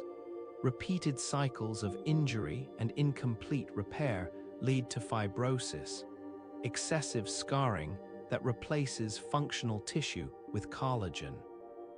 The molecular mechanisms linking inflammation to impaired healing include inflammatory cytokines activating signaling pathways that interfere with cell proliferation and matrix synthesis. TNF-alpha and IL-1 beta activate NF-kappa B and other pathways that can inhibit fibroblast function. Reactive oxygen species and nitrogen species produced during inflammation damage proteins, lipids, and DNA, causing cellular dysfunction. Inflammatory cells compete with repair cells for oxygen and nutrients in the tissue environment. Inflammaging, the chronic low-grade inflammation characterizing aging, contributes to impaired healing in older adults. Multiple factors drive inflammaging, including accumulation of senescent cells that secrete pro-inflammatory factors, age-related changes in gut microbiome composition, increased autoimmunity, and reduced production of pro-resolving mediators. Inflammaging correlates with increased risk of age-related diseases, including cardiovascular disease, diabetes, cancer, and Alzheimer's disease, all of which are characterized by chronic inflammation. Cellular senescence represents a state where cells stop dividing but remain metabolically active, secreting numerous cytokines, growth factors, and proteases. The senescence-associated secretory phenotype, or SASP. Senescent cells accumulate with age and in response to stress, and their SASP contributes to chronic inflammation and tissue dysfunction. Removing senescent cells using senolytic drugs that selectively kill senescent cells improves health span and reduces age-related pathology in mice, generating excitement about senolytics as potential anti-aging interventions. The role of metabolism in inflammation has become increasingly appreciated. Immune cells undergo metabolic reprogramming during activation, with pro-inflammatory cells favoring glycolysis even in oxygen-sufficient conditions, the Warburg effect, traditionally associated with cancer cells. This metabolic shift allows rapid ATP production and provides biosynthetic intermediates for producing inflammatory mediators. Anti-inflammatory cells favor oxidative phosphorylation. Manipulating immune cell metabolism can alter inflammatory responses, opening therapeutic possibilities. Dietary factors influence inflammation through multiple pathways. Omega-3 fatty acids from fish oil are precursors for anti-inflammatory SPMs and can reduce chronic inflammation. Saturated fats promote inflammation through mechanisms, including TLR4 activation. High glycemic diets promote inflammation through effects on insulin signaling. Polyphenols from fruits and vegetables have anti-inflammatory properties through antioxidant effects and direct modulation of inflammatory signaling. While diet alone rarely resolves chronic inflammation, it can contribute to inflammatory burden or resilience. Exercise has complex effects on inflammation, acutely causing transient inflammation but chronically reducing inflammatory markers. During exercise, muscles release cytokines including IL-6, which has both pro- and anti-inflammatory properties depending on context. Regular exercise training reduces chronic inflammation, potentially through effects on adipose tissue inflammation, improved insulin sensitivity, changes in immune cell distribution, and enhanced production of anti-inflammatory mediators. Exercise is recommended for conditions characterized by chronic inflammation. Stress influences inflammation through neuroimmune pathways. Acute stress activates the sympathetic nervous system and hypothalamic pituitary adrenal axis, releasing catecholamines and glucocorticoids that can suppress inflammation. However, chronic stress or severe acute stress can enhance inflammation through mechanisms including glucocorticoid resistance, where immune cells become less responsive to cortisol's anti-inflammatory effects. Psychological stress correlates with impaired wound healing in humans, mediated partly through enhanced inflammation. The hygiene hypothesis, mentioned earlier regarding allergies and autoimmunity, also relates to chronic inflammation. Reduced microbial exposure may lead to poorly calibrated immune systems that mount excessive inflammatory responses to harmless antigens or self-antigens. The microbiome plays crucial roles in educating and regulating the immune system. Alterations in microbiome composition, dysbiosis, are associated with numerous chronic inflammatory conditions. Restoring healthy microbiomes through probiotics, dietary changes, or fecal microbiota transplantation can reduce inflammation in some conditions.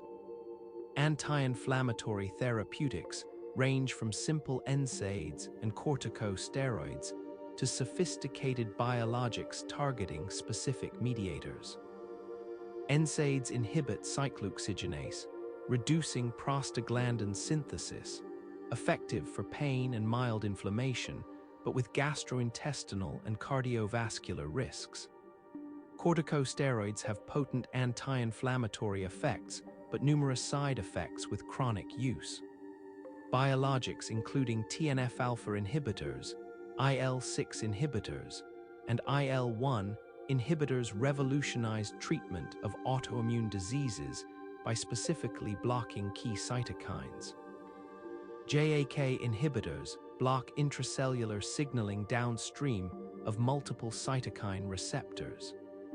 The concept of inflammatory memory has emerged from studies showing that brief inflammatory exposures can have long-lasting effects on subsequent responses. This can occur through epigenetic modifications in immune cells, changes in tissue-resident immune cell populations, or alterations in tissue structure affecting subsequent inflammation. Inflammatory memory might explain why some individuals develop chronic inflammatory conditions after initial insults resolve, and understanding mechanisms might suggest interventions to erase pathological inflammatory memory. The resolution of inflammation involves not just stopping pro-inflammatory signals, but actively engaging pro-resolving mechanisms. Enhancing resolution represents a therapeutic approach distinct from simply blocking inflammation. Administering SPMs or their precursors might promote resolution without the immunosuppression risks of anti-inflammatory drugs. Promoting efferocytosis through therapies that enhance recognition of apoptotic cells or phagocyte capacity might accelerate resolution. These resolution-based approaches are being explored for inflammatory diseases and impaired healing.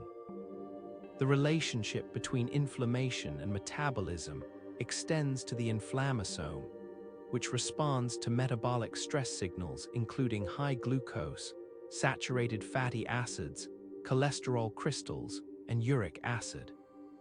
These metabolic danger signals activate the NLRP3 inflammasome, producing IL-1 beta and contributing to metabolic diseases, including type 2 diabetes and atherosclerosis.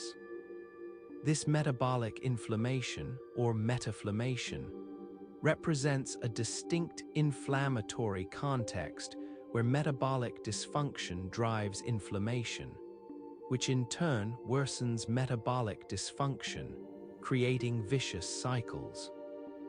If you're still awake somewhere in this exploration of healing, of wound repair cascades and bone regeneration, of immune regulation and nerve regrowth, of brain plasticity and inflammation control, there's more to discover about how bodies repair damage and sometimes fail to do so.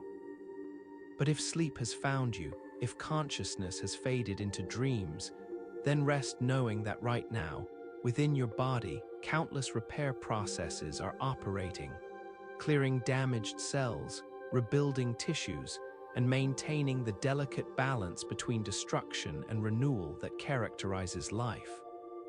While you sleep tonight, your body is engaged in healing and maintenance at every level.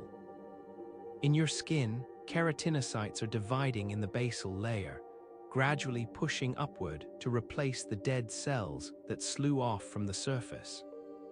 In your bone marrow, hematopoietic stem cells are dividing to produce billions of new blood cells, red blood cells to carry oxygen, white blood cells to fight infections, and platelets to seal any small injuries. In your gut, intestinal epithelial cells are turning over every few days, maintaining the barrier between your body and the contents of your digestive tract. Your immune system is patrolling your body, with immune cells circulating through blood and lymph, trafficking into tissues, and surveilling for signs of infection, damage, or malignancy. Macrophages in your tissues are engulfing apoptotic cells, clearing billions of cells that die daily through programmed cell death. T cells in your lymph nodes are being educated to recognize but not attack your own tissues, a process that sometimes fails, leading to autoimmune disease. Your microbiome is interacting with your immune system, training it to distinguish harmless commensals from dangerous pathogens. If you have any injuries, cuts, bruises, muscle strains, or other damage, repair processes are underway. Platelets have sealed any bleeding. Neutrophils have infiltrated to clear bacteria and debris. Macrophages have arrived, shifting from inflammatory to reparative phenotypes as conditions change. Fibroblasts are synthesizing new collagen, rebuilding the extracellular matrix. Epithelial cells are migrating and proliferating to close the gap. The orchestrated sequence of hemostasis, inflammation, proliferation, and remodeling is proceeding, guided by hundreds of signaling molecules coordinating cellular behaviors. Your liver is regenerating and repairing minor damage accumulated during the day. Hepatocytes that died from normal turnover or minor insults are being replaced. The liver's remarkable capacity to restore its mass after injury reflects sophisticated regulation of cell proliferation, with hepatocytes that normally divide rarely entering the cell cycle when needed. The liver is also performing metabolic functions, breaking down toxins, synthesizing proteins, regulating blood glucose, functions that continue through the night supporting homeostasis. In your brain, synaptic plasticity is occurring during sleep, particularly during REM sleep when dreaming occurs. Synapses that were strengthened during waking learning are being consolidated, made more permanent through protein synthesis and structural changes. Other synapses are being pruned, eliminating connections that are no longer needed. This synaptic remodeling is thought to be important for learning and memory consolidation. Sleep itself appears essential for brain health, with recent discoveries showing that the brain's waste clearance system, the glymphatic system, is more active during sleep.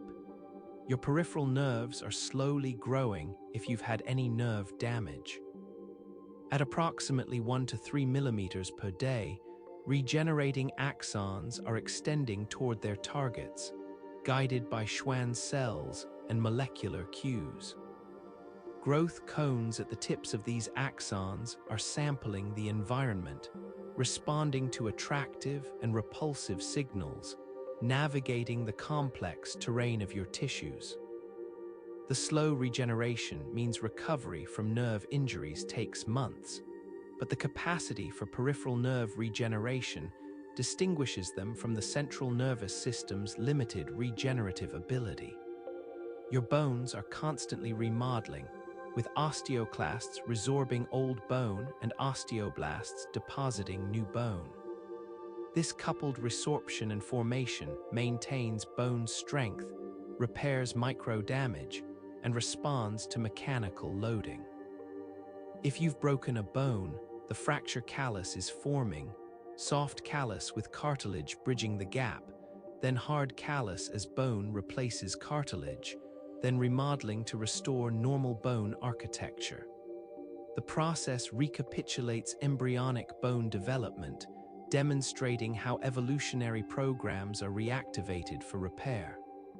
Throughout your body, inflammation is being resolved where acute injuries have occurred. Pro-resolving mediators derived from omega-3 fatty acids are stopping neutrophil recruitment, promoting neutrophil apoptosis, and enhancing efferocytosis. Macrophages are shifting from M1 inflammatory phenotypes to M2 reparative phenotypes. The transition from inflammation to repair is proceeding, assuming the injury is not infected and the inflammatory response is not dysregulated. Chronic inflammation in any of your tissues represents failure of this resolution process. The healing occurring in your body illustrates fundamental principles of biology: the capacity for self-repair, the integration of multiple cell types and signaling systems, the recapitulation of developmental programs, and the fine balance between destruction and construction. Healing also reveals vulnerabilities, the potential for excessive scarring, the risk of chronic inflammation, the limitations on regenerative capacity, and the influence of age, genetics, and environment on repair outcomes. Consider that every cell in your body contains the same genetic information, the same DNA, yet different cell types perform vastly different functions. A fibroblast synthesizes collagen, a neuron transmits electrical signals, a macrophage engulfs pathogens, an epithelial cell forms barriers. This functional diversity from identical genetic material reflects differential gene expression, different genes active in different cell types, controlled by transcription factors, epigenetic modifications, and signaling pathways. During healing, cells must activate appropriate gene programs for their roles in repair. The extracellular matrix is not just structural support, but an active participant in healing. Matrix composition influences cell behavior. Cells attach to matrix through integrins and other receptors, and these attachments trigger intracellular signaling, affecting proliferation, differentiation, migration, and survival. Growth factors bind to matrix proteoglycans, creating local concentrations and sustained release. Matrix stiffness influences stem cell differentiation. Soft matrices favor neural lineages, while stiff matrices favor bone lineages. Designing biomaterials for tissue engineering requires understanding these matrix effects. Growth factors operate through complex networks rather than simple linear pathways. A single growth factor can have different effects depending on cell type, concentration, and context. Multiple growth factors often act synergistically, producing effects greater than the sum of their individual effects. Temporal sequences matter. The same growth factors applied in different orders produce different outcomes.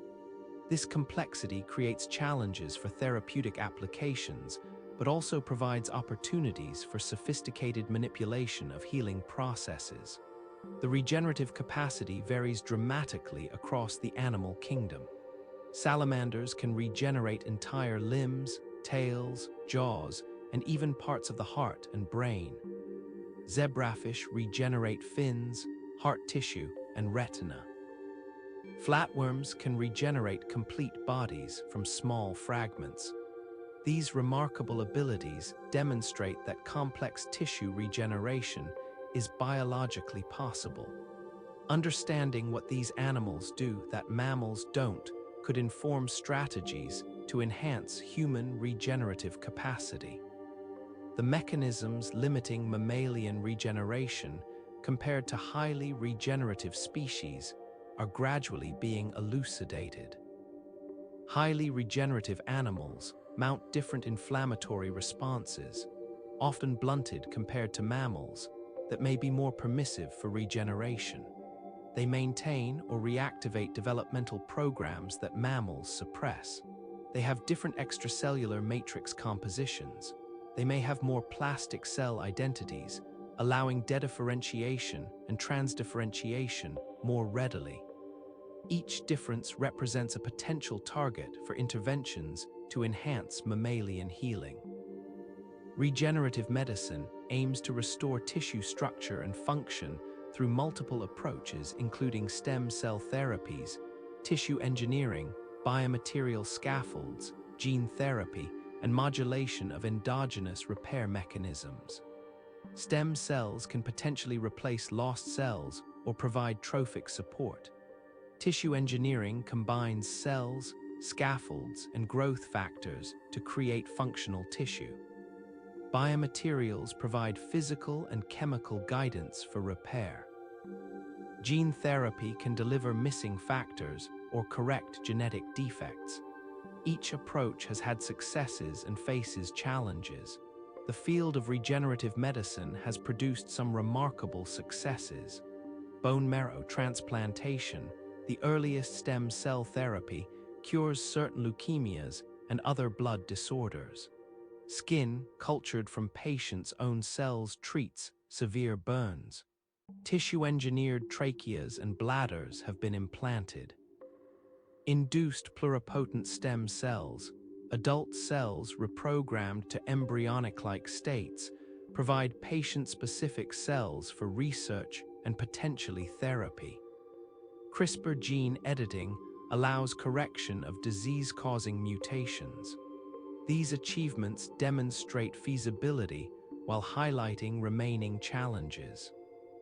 The challenges facing regenerative medicine include ensuring cell survival and integration after transplantation, directing differentiation to appropriate cell types, achieving proper tissue organization and vascularization, avoiding immune rejection, preventing tumor formation, and translating promising animal studies to humans. Manufacturing challenges include producing sufficient cells of appropriate quality at affordable costs. Regulatory challenges include determining appropriate evidence standards for approval. Despite challenges, progress continues, with new therapies entering clinical trials regularly. The interaction between physical and psychological factors in healing is increasingly recognized. Stress impairs wound healing through effects on immune function and inflammation. Depression associates with slower healing and increased complications after surgery. Social support accelerates healing, possibly through reducing stress. Beliefs and expectations influence pain and disability after injury. Mind-body interventions, including meditation and biofeedback, can potentially enhance healing, though mechanisms are incompletely understood. The field of psychoneuroimmunology studies these mind-body interactions. See you next time.